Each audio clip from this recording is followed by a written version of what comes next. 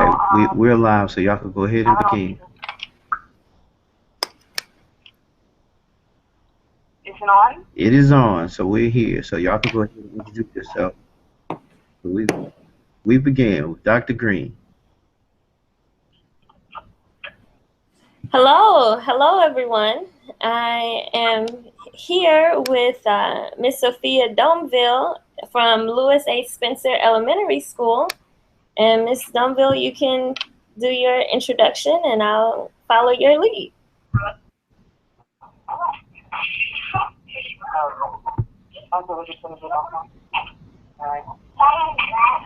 Okay, ladies, so the purpose of our meeting today, I know that some of you have had me before, and we talked a lot about what we want to be when we grow up, right? Talked a lot about dreams and how to live our dreams when we get older, right? So today we have a guest speaker. Her name is Dr. She's on the phone. She's on speakerphone. Everybody say, hello, Dr. Green. Hello, Dr. Green. Hello, class.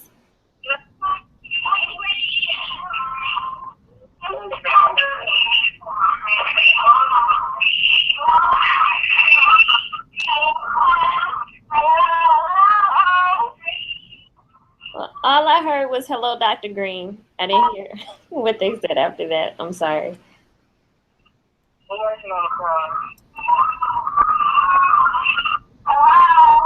Hello.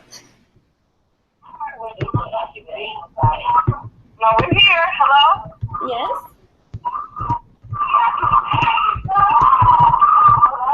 Hello.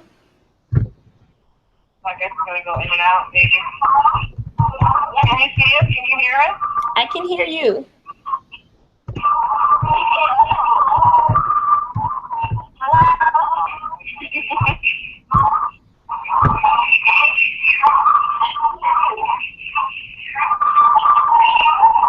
Okay, I think it's like a delay. Okay. Yeah, because I just heard myself say.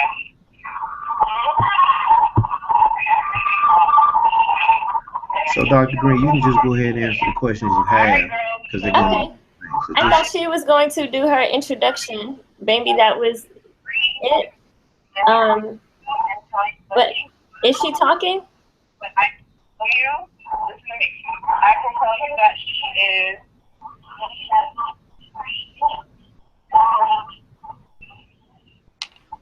You just need to start talking and introduce. Okay. I thought that I was waiting for her. Okay. Well, hello everyone. My name is Dr. Hadiyah-Nicole Green. I am a physicist. And I am working on several treatments for cancer. And I have 5 questions from the students at Lewis A. Spencer Elementary School. And I'll start with the questions that were selected by the girls. So I'm very excited to speak with you all today. It's my pleasure. I was hoping to have an actual video chat so that I can see you, but we had a few technical difficulties. So hopefully you guys will be able to tune in and watch this a little bit later. My first question is, do I know anyone with cancer? So my answer to that question, unfortunately, is yes. I know several people with cancer, and actually, I was raised by my aunt and uncle since I was 4 years old, and my aunt announced that she had cervical cancer as I was graduating from college at Alabama A&M University. She said that she would rather die than experience the treatments and the side effects of chemotherapy and radiation.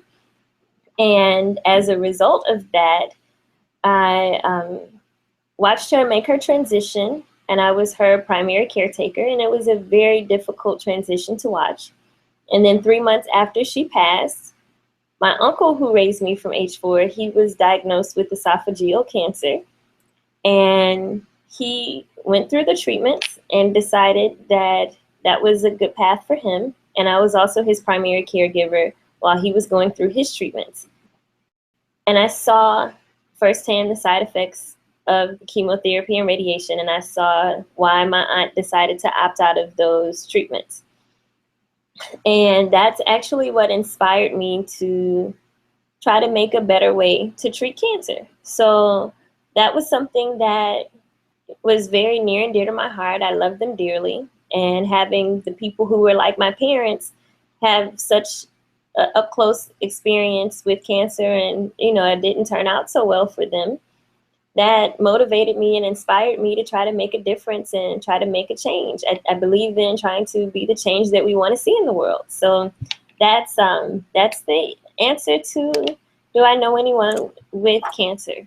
So the next question I will answer is, how many colleges did I attend? So 2.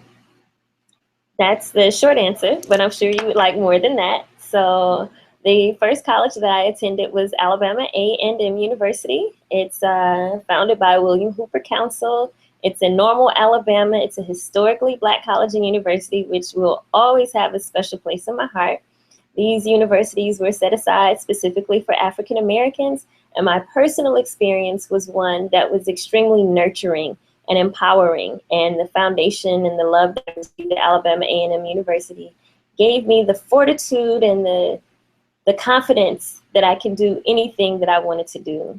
That was such an edifying, you guys are in 5th grade, I have to keep, it was such an uplifting experience that it just grounded me and rooted me in everything that I wanted to do after that. The second college that I attended was for graduate school. And let me say, at Alabama A&M University, I received my Bachelor's of Science in Physics, and I graduated with the 4.0 in my major.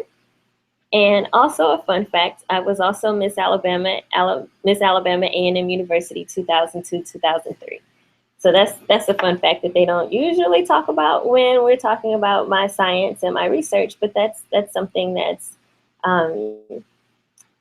it's a very, very positive memory, very positive experience for me. And the second college that I attended was the University of Alabama at Birmingham, clearly in Birmingham, Alabama. And it is a predominantly white institution. I received my master's and my PhD in physics from the University of Alabama at Birmingham. And it was there that I spent 5 years training at the Comprehensive Cancer Center and another year training in the Department of Pathology.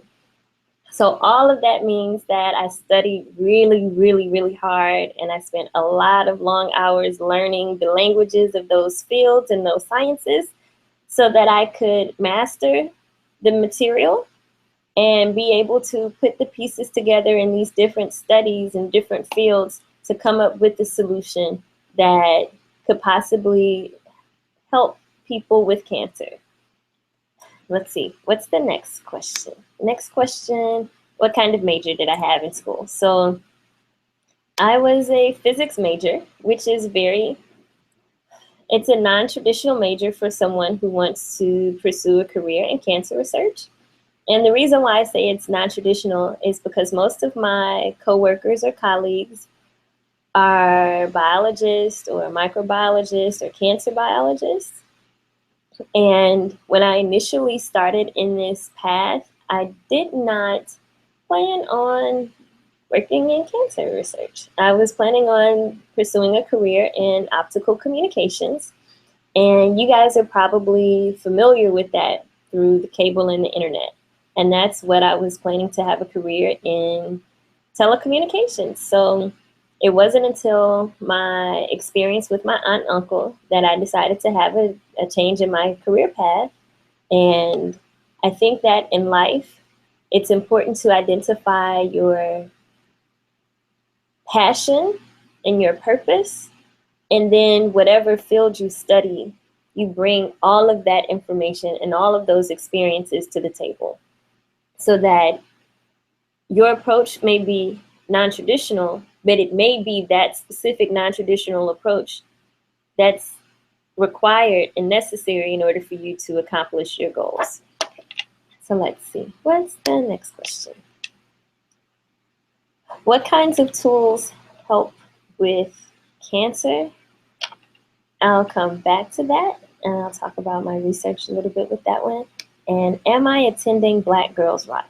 Well, at this current moment, the invitation has not been extended. So right now, no, but maybe you guys will write them and say, hey, you should invite Dr. Green to Black Girls Rock. And maybe I'll get invited, and maybe I will be there. So we'll see. Right now, it's not in my current plans, but plans change. That happens a lot. And it's important to be flexible. So we'll see. And then the last question, what kind of tools help with cancer? So there are lots of tools that can help with cancer, but I'll take this opportunity to talk specifically about my tools and my treatment, just because that's my area of expertise. And I will emphasize that what I'm doing is not the only way to treat cancer. There are lots of other types of treatments for cancer, and a lot of people who are developing treatments, and a lot of people who have been in this field for 30 years or more, and they've made incredible breakthroughs. So I pay respect and homage to those people who have been in the field, paving the way for me to come here and have the kind of breakthrough that I've had.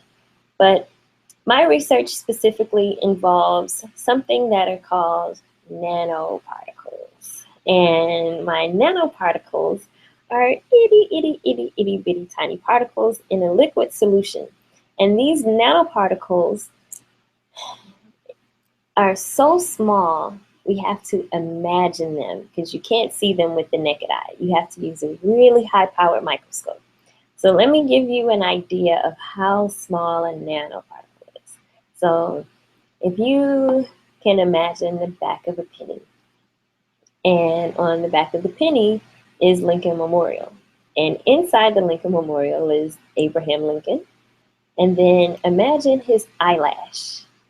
And then imagine something 1,000,000 times smaller than the eyelash on Abraham Lincoln inside the Lincoln Memorial on the back of a penny. If you can imagine something that small, then you're imagining on the nanoscale. That size of particle has very special properties. And the type of nanoparticle that I'm using, it's made out of gold. And when you shine a laser on that nanoparticle, it heats up. And it's the most exciting part of my research, that you can shine a laser, similar to a laser pointer, on a solution that has nanoparticles in it, and it heats up and it kills the cancer cells. And the part of my research that's unique is that I've developed a way to deliver these nanoparticles to the tumor in a way that will allow this therapy to work in a living animal. And initially, I didn't like the idea of using animals for research. And then I started thinking, well, people eat animals every day. I eat chicken and I eat fish. So I'm eating animals, but if I can use a few lives of mice to help save human lives, then it's for the greater good. And that's what helped me get my peace about using animals for my research. And the animals that I'm using are treated much, much better than the average household dog. And we have toys for them, and they are really well taken care of. And there are lots of laws to protect them, so we can rest assured that the animals are in good hands. But also, I made a promise that I would never take an animal life in vain, and that I will always make sure that I'm using their lives for the greater good of saving human lives. So that's the simple way to explain the nanoparticles and the lasers that I'm using. And the laser heats up the nanoparticle inside the tumor, and it causes the tumor to shrink and the cancer dies. And it's a really exciting therapy, and it's working in mice. And I hope one day that I can demonstrate that this will work in humans. And maybe one day you guys can walk into a hospital and say, I like Dr. Green's cancer treatment, and it'll be a viable option. supplement or alternative to chemotherapy and radiation. And I'm really excited. I'm really excited. So I hope that when you guys see me and that I am Dr. Green, I have my PhD in physics, I'm a scientist, and I don't look like Albert Einstein. Maybe I look like you look like me, and that is not a restriction on the types of things that we can accomplish. And we can bring all of our creativity that we use in our hairstyles and in our style of dress and in the music that we make and that we listen to. We can bring all of that creativity into science and use that to find cures for other diseases and invent new types of technology and maybe tennis shoes that allow us to float or cars that allow us to float. And maybe by the time you guys are my age, you have invented something that will allow us to teleport and all of the diseases on the planet will have been completely eliminated because the possibilities are endless. So I'd just like to encourage you to always use your imagination. Never let anybody put a limitation on you and tell you what's possible or not possible because of what was possible or not possible for them. Their reality is not your reality. You can literally do anything that you can dream of and think of. And if you can dream of it and think of it, that is your permission slip that you can actually be the person to make that happen. And don't let anybody discourage you because maybe they didn't get that dream because they can't make it happen. And that may be true for them, but maybe you can make that happen. So if you let them tell you that they can't do it, don't let them tell you that you can't do it because you can if you had that dream. That's your permission slip that you can do it.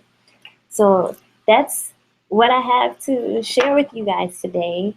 I enjoyed your questions. I think they were very thoughtful and insightful. I hope that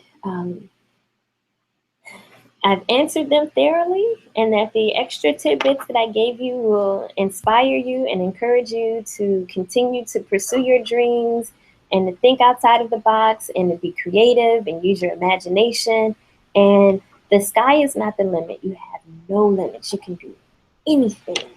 If I can do this, you can do it. Thank you. Okay, thank you, Dr. Green. Did y'all have any more questions?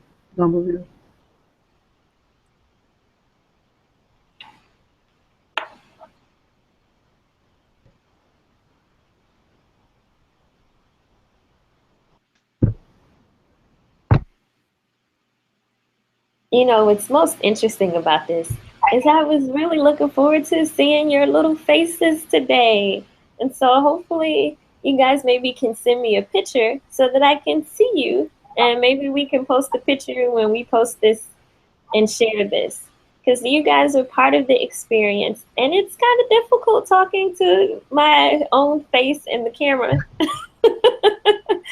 So I hope that you guys could hear me and that you could appreciate the things that I said, and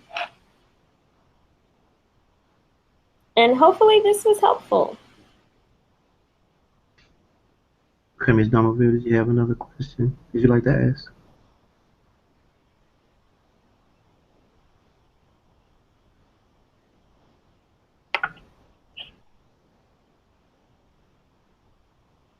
Hello, Dr. Green.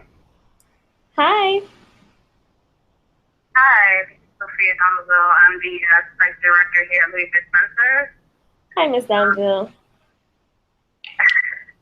I just want to say thank you for taking the time to speak to our girls at Louis Spencer. They were really excited to see your face, and sadly we had a little bit of technical difficulty, which we can always schedule another time to do another video conference. Okay. But on behalf of everyone here at Kids Court, here at Louis Spencer and the Dreamers Project, we just want to say thank you.